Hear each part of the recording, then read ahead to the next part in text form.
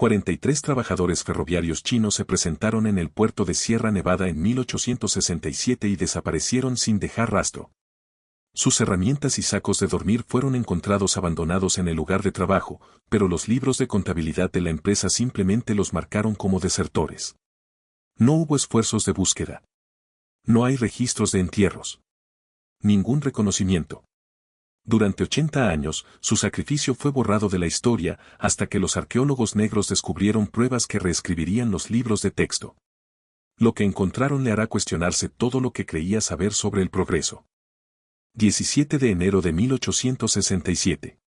Devil's Gap, montañas de Sierra Nevada. El silencio estaba equivocado.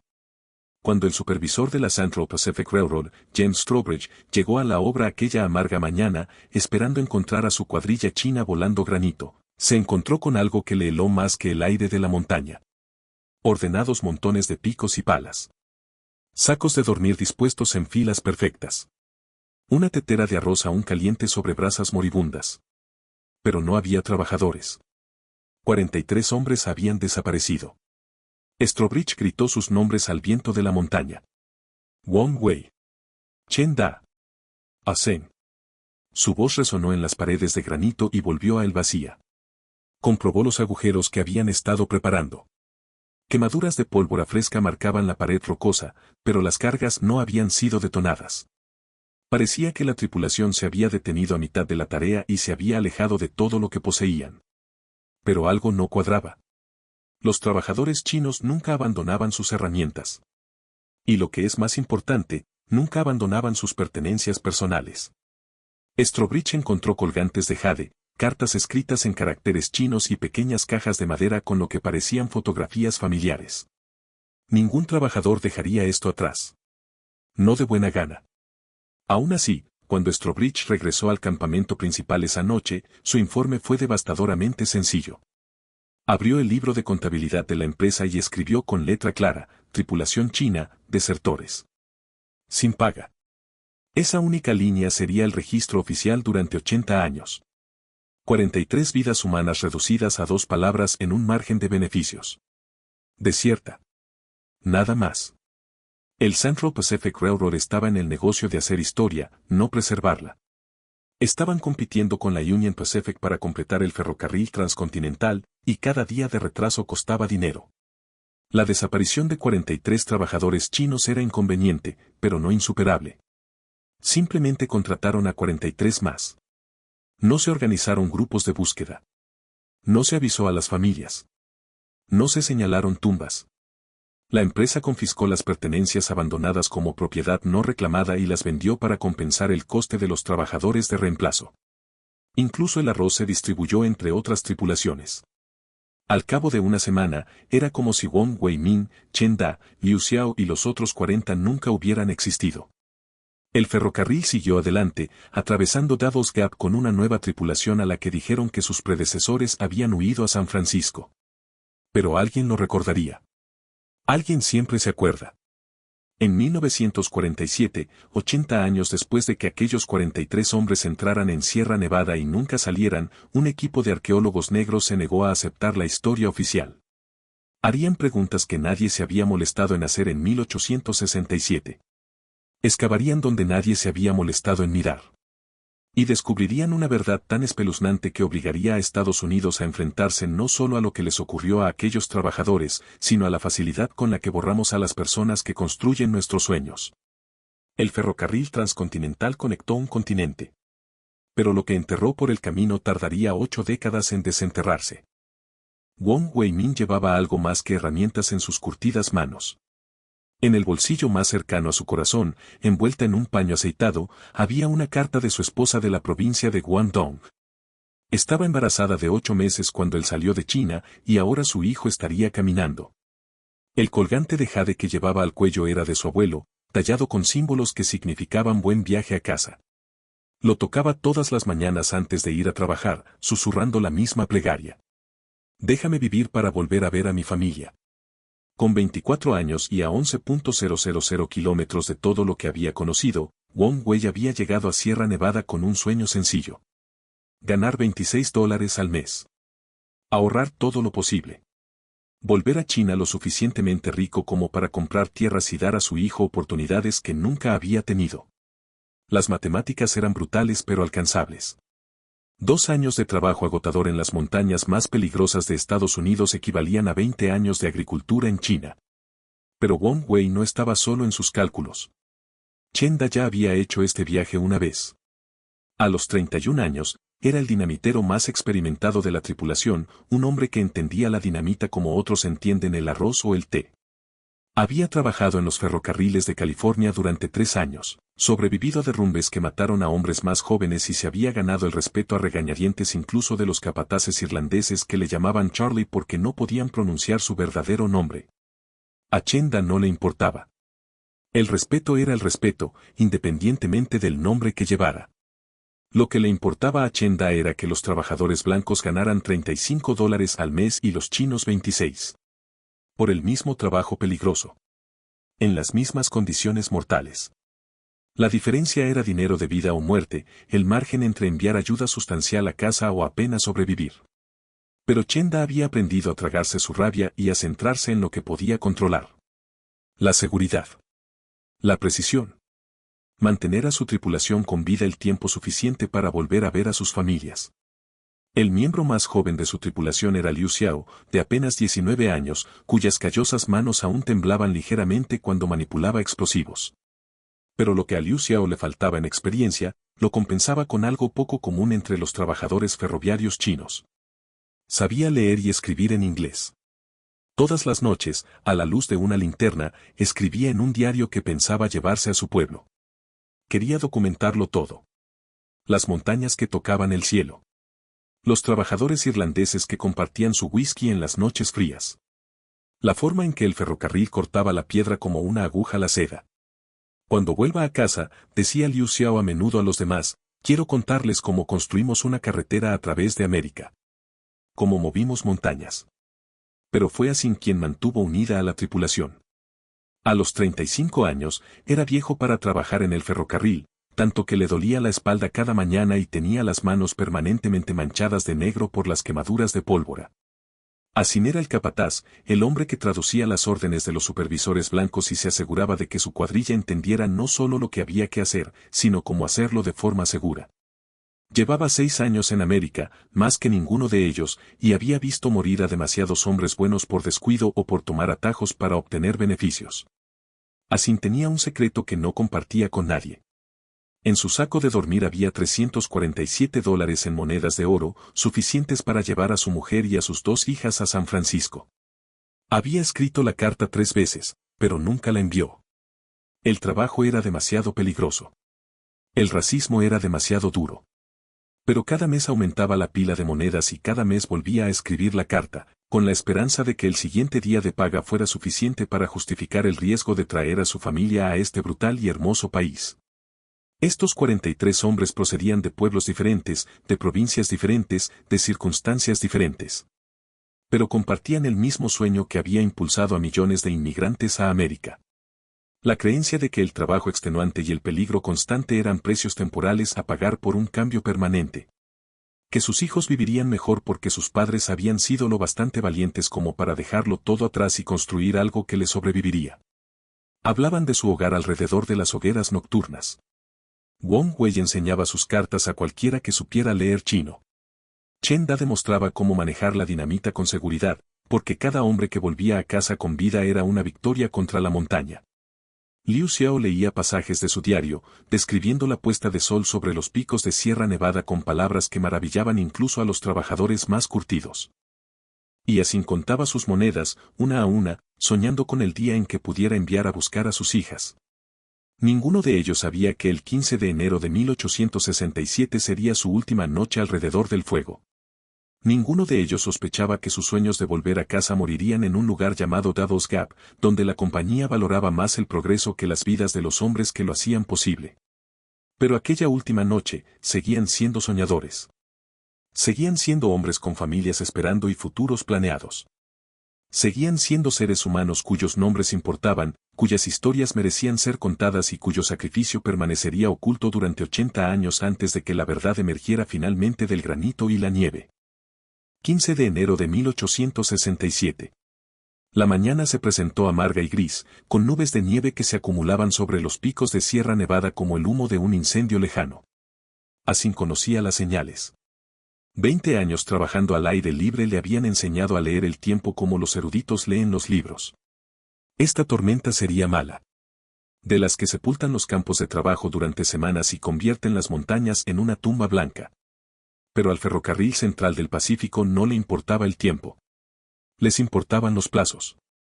Devil's Gap, anunció el supervisor James Strawbridge, señalando una sección de acantilado de granito que se elevaba casi vertical desde el fondo del valle. Necesitamos una repisa excavada en esa cara. Lo suficientemente ancha para la vía. La empresa lo quiere para el fin de semana. La tripulación china intercambió miradas. Habían oído hablar de Devil's Gap. 2 equipos anteriores habían sido asignados para volar a través de esa sección. Ambas se habían negado. Los trabajadores irlandeses lo consideraban una sentencia de muerte. La roca era inestable, propensa a derrumbarse de repente. El trabajo requería que los hombres colgaran de cuerdas a cientos de metros por encima del fondo del valle, perforando agujeros y colocando cargas mientras el polvo de granito llenaba sus pulmones y el viento invernal intentaba desprenderlos. Era un trabajo suicida. Precisamente por eso se lo habían asignado a la tripulación china. Así se adelantó, su inglés cuidadoso pero claro. Señor Strawbridge, el tiempo viene malo. ¿Quizás esperar a la primavera? El rostro de Strawbridge se endureció. Los celestiales trabajan con cualquier tiempo. Por eso os contratamos a vosotros. Los trabajadores irlandeses son demasiado valiosos para arriesgarse en este tipo de trabajo, pero vosotros, los chinos, sois prescindibles. La palabra flotaba en el aire frío como una maldición. Prescindibles. La mandíbula de Chen Da se tensó. Liu Xiao se miró las botas. Wong Wei se tocó el colgante de jade de la garganta y pensó en su hijo nonato. Pero, ¿qué otra opción tenían? Rechazar el encargo y ser despedidos inmediatamente. En la lista negra de todas las tripulaciones de ferrocarril de California a Colorado. Ser enviados de vuelta a China sin nada que mostrar por años de trabajo agotador. Sus familias morirían de hambre mientras ellos explicaban por qué habían elegido la seguridad antes que la supervivencia. Necesitaremos cuerda extra, dijo finalmente Asim. Y raciones dobles de pólvora negra. Roca arriba, muy duro. Strawbridge asintió. Lo que necesitéis. Pero quiero esa repisa cortada para el sábado. La compañía me está respirando en la nuca por el horario. Mientras la cuadrilla recogía su equipo, empezaron a caer los primeros copos de nieve. Copos grandes y húmedos que se les pegaban al pelo y se les derretían en la cara como lágrimas. La temperatura bajaba rápidamente. Al anochecer, estaría muy por debajo del punto de congelación. Por la mañana, las cuerdas estarían rígidas como el hierro y tendrían el doble de probabilidades de romperse. Chen Da apartó a Asim. Esto está mal, dijo en cantonés. La roca es mala. El tiempo es peor. Nos están enviando allí a morir. Asim miró hacia Devil's Gap, donde las paredes de granito desaparecían entre nubes bajas. Puede ser. Pero si no vamos, moriremos igual. Más despacio. La tripulación cargó sus herramientas en bolsas de lona y se colgaron rollos de cuerda al hombro. Picos, martillos, brocas de acero para perforar y suficiente pólvora negra para mover una pequeña montaña. Todo lo que necesitarían para cortar un camino a través de roca sólida o volarse en pedazos en el intento.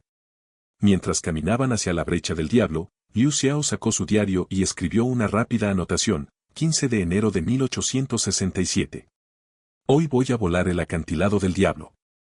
Si me pasa algo, dile a mi madre que intenté construir algo hermoso. Wong Wei comprobó una vez más su colgante de jade y susurró su oración matutina. Chen Da probaba los nudos de la cuerda con la precisión metódica de un hombre que sabía que su vida dependía de ellos. Así contó su tripulación. 43 hombres caminaban hacia la misión más peligrosa a la que ninguno de ellos se había enfrentado jamás. Ninguno de ellos sabía que mañana estarían todos muertos. Y el hombre que los envió a morir pasaría exactamente 5 minutos escribiendo su epitafio en un libro de contabilidad de la compañía. 43 vidas reducidas a 2 palabras, tripulación desertó. La nieve caía con más fuerza ahora. Y Devil's Gap estaba esperando. 16 de enero de 1867. 6 de la mañana. El cobertizo de las herramientas abrió a la hora prevista y 43 trabajadores chinos firmaron la salida de sus equipos con la misma silenciosa eficiencia con que lo hacían todo. Picos, brocas de acero, rollos de cuerda y suficiente pólvora negra para remodelar una montaña. El libro de contabilidad mostraba sus nombres en cuidadosa escritura: Wong Wei-min, Chen Da, Liu Xiao, Asin y otros 39 cuyas vidas estaban a punto de ser borradas de la historia. El supervisor James Strobridge los vio cargar su equipo en trineos de madera y desaparecer en la nieve arremolinada. Los celestiales partieron hacia Davos Gap según lo previsto, escribió en su informe diario. El tiempo empeoraba por momentos, pero el horario era el que era. El progreso no esperaba a nadie. Esa noche, la campana de la cena sonó en todo el campo de trabajo como lo había hecho todas las noches durante meses. Las cuadrillas irlandesas llegaron a duras penas de sus tramos de vía, quitándose la nieve de las botas y quejándose del frío. El comedor se llenó con los sonidos habituales. Cucharas raspando platos de hojalata. Carcajadas. Discusiones sobre juegos de cartas. Pero 43 sillas permanecían vacías. ¿Dónde está la tripulación china?, preguntó Patrick O'Malley, un capataz irlandés que había trabajado junto a Asin durante 2 años. Strobridge apenas levantó la vista de su estofado de ternera. Siguen trabajando. A los celestiales no les importa el frío como a los hombres civilizados. A las 10 de la noche, cuando se apagaron las últimas linternas en los barracones de los trabajadores, la tripulación china aún no había regresado. Pero nadie dio la alarma. Los trabajadores chinos solían trabajar hasta altas horas de la noche, sobre todo en misiones difíciles. Les pagaban por trabajo, no por hora. Cuanto más tiempo trabajaban, más ganaban. 17 de enero de 1867. Amaneció gris y amargo, con medio metro de nieve fresca cubriendo el campamento. Cuando la tripulación china no se presentó a pasar lista por la mañana, Strobridge organizó finalmente un grupo de búsqueda. 3 trabajadores irlandeses se ofrecieron voluntarios para comprobar Davos Gap, más por curiosidad que por preocupación. Lo que encontraron no tenía explicación. El lugar de trabajo parecía una fotografía congelada en el tiempo. Las herramientas ordenadas en montones, exactamente como las dejaban los trabajadores chinos al final de cada jornada. Sábanas alineadas en filas perfectas dentro de un refugio improvisado. Una tetera de arroz todavía colgando sobre cenizas frías, con el contenido congelado pero perfectamente conservado. Pero no había trabajadores. Ni huellas que se alejaran del lugar. Ni señales de lucha o pánico. Lo más inquietante de todo eran los objetos personales esparcidos por el campamento. Colgantes de jade que los hombres nunca se quitaron.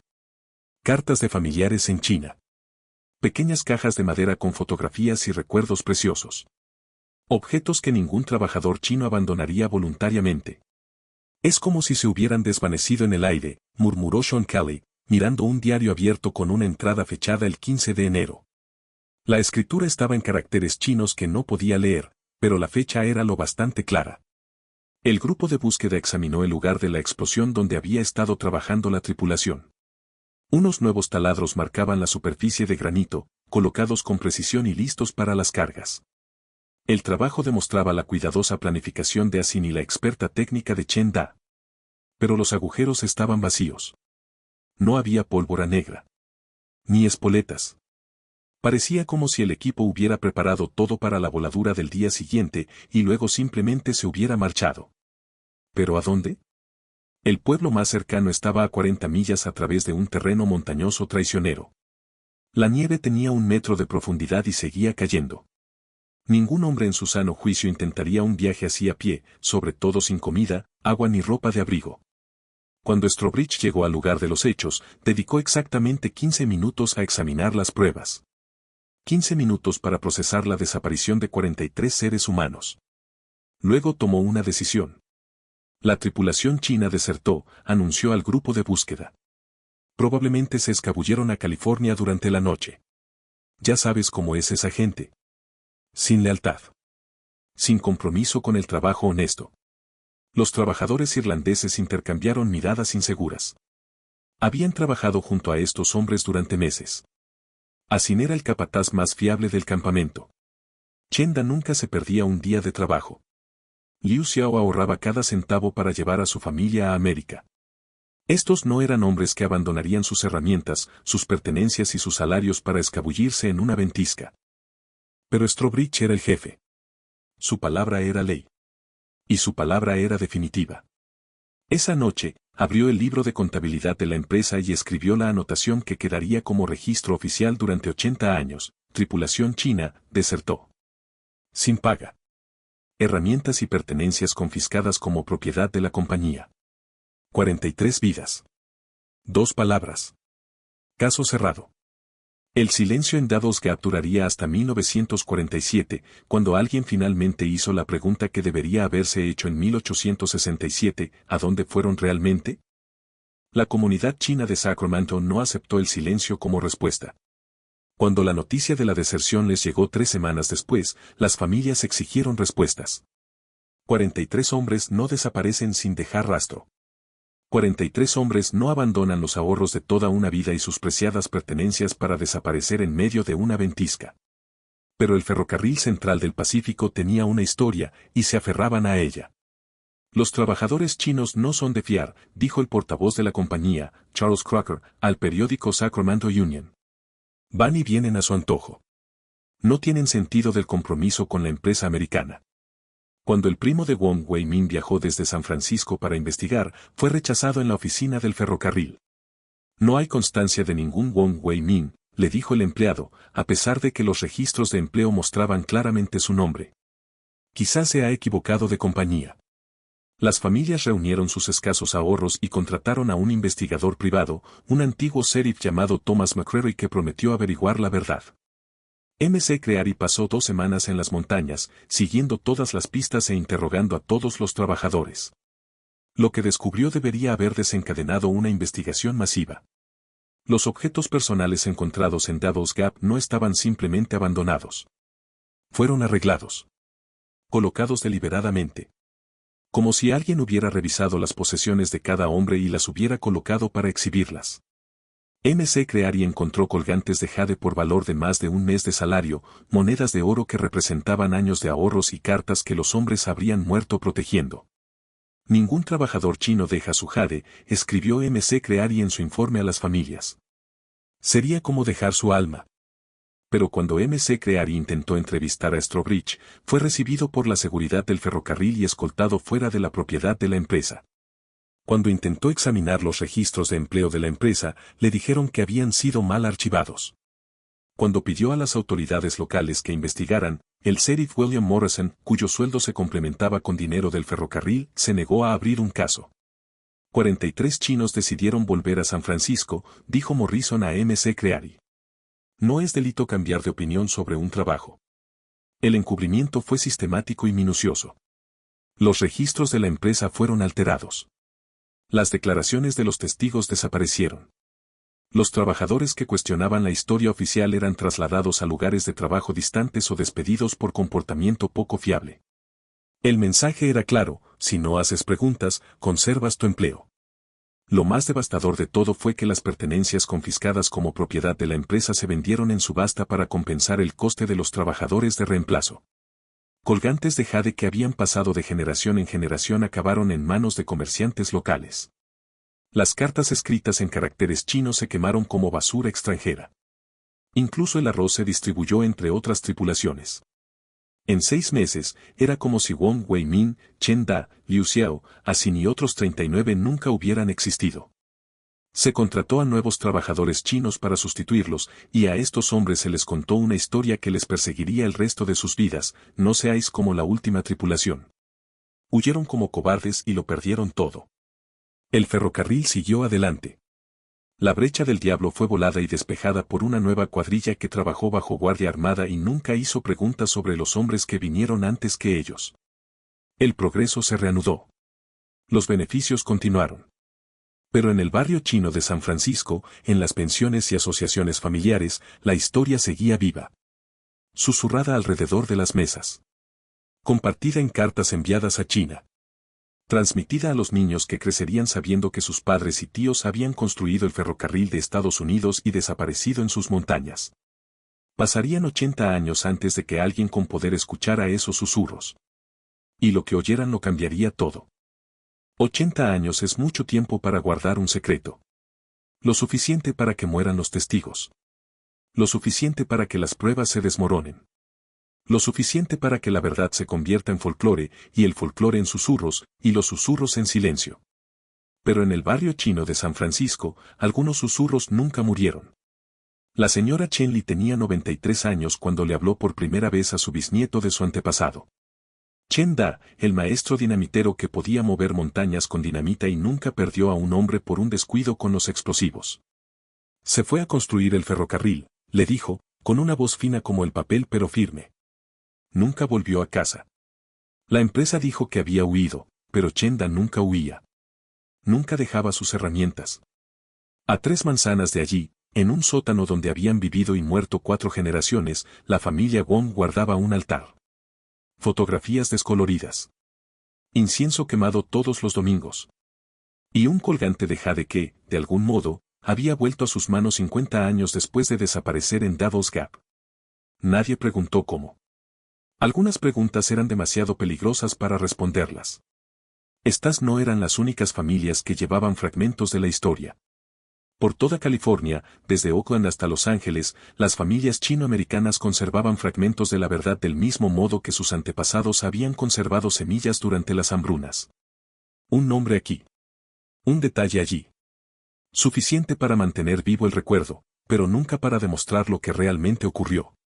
Al mundo académico no le interesaban sus historias. Las historias del ferrocarril se centraron en los grandes hombres que financiaron y planearon el ferrocarril transcontinental. Leland Stanford. Collis Huntington. Charles Cracker. Los trabajadores chinos eran notas a pie de página cuando se les mencionaba.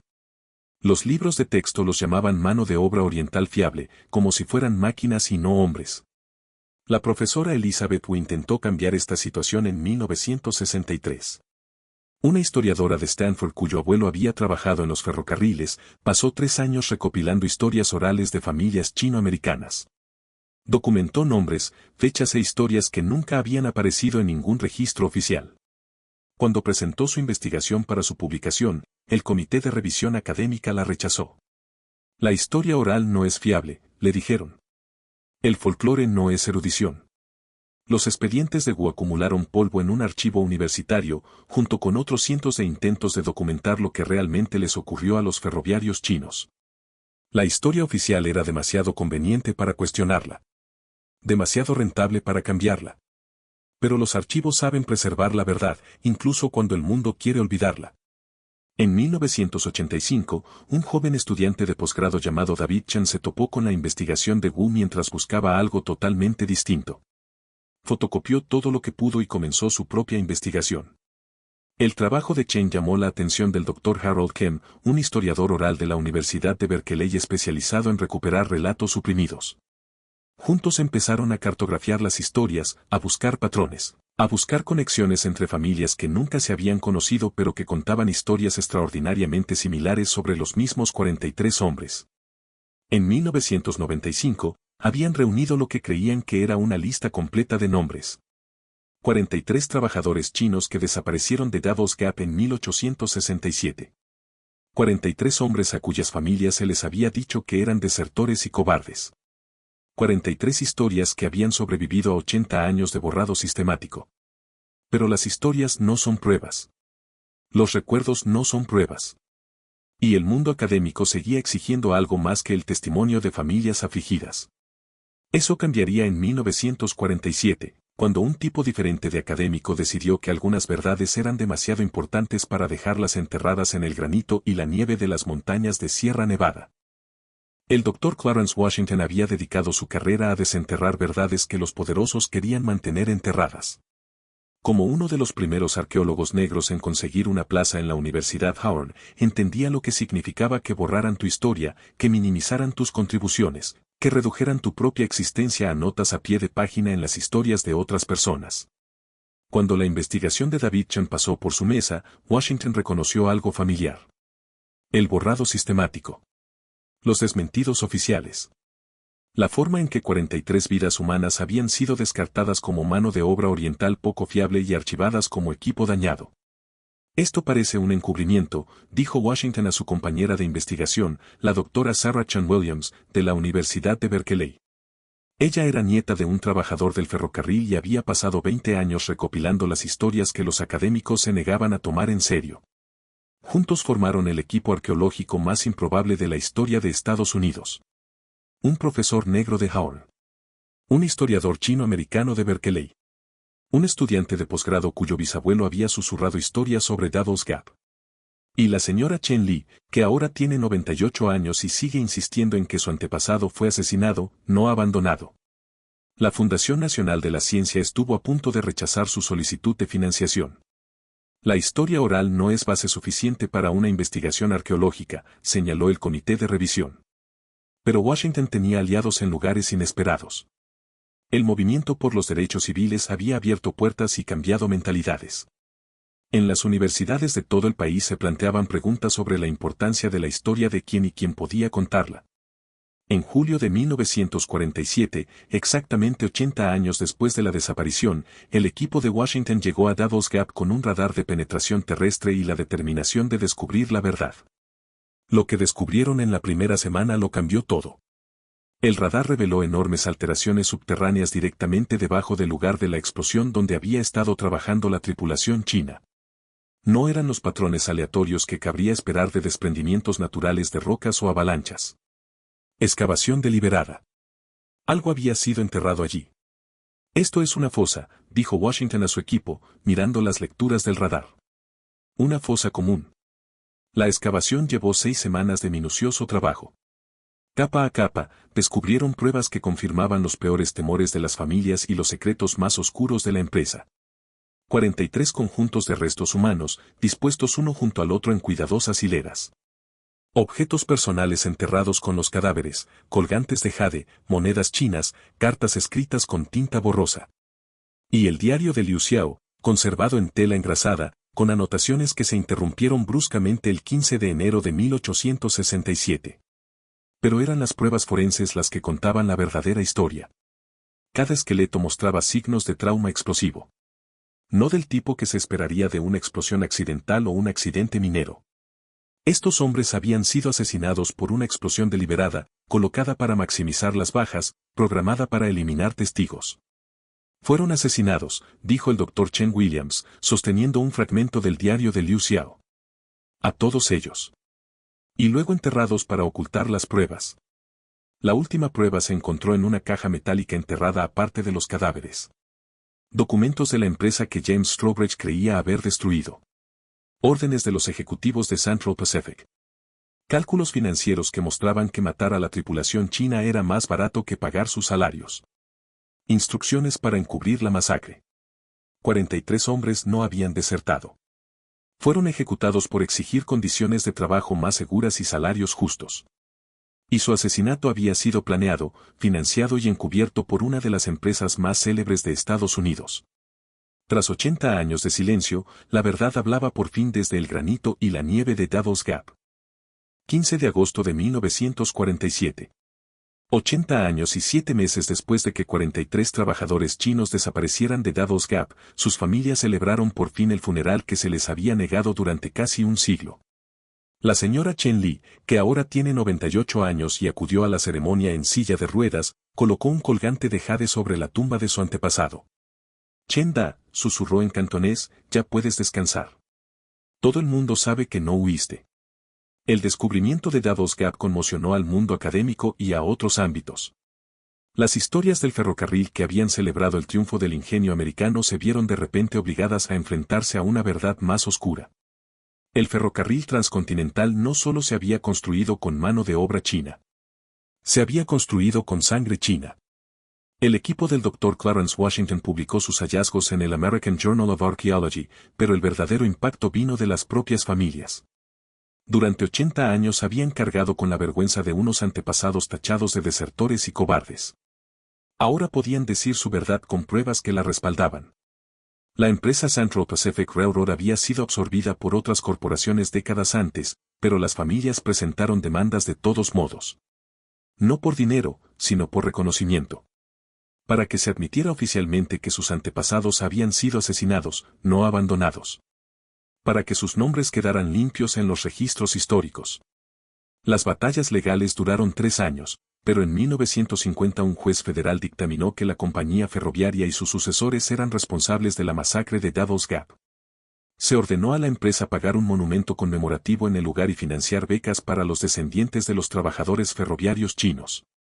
Y lo que es más importante, el descubrimiento obligó a reconsiderar cómo y quién había escrito la historia de Estados Unidos. Los relatos sobre el gran hombre, centrados únicamente en los industriales ricos, fueron cuestionados por los estudiosos que exigieron espacio para las historias de los trabajadores que realmente construyeron el país.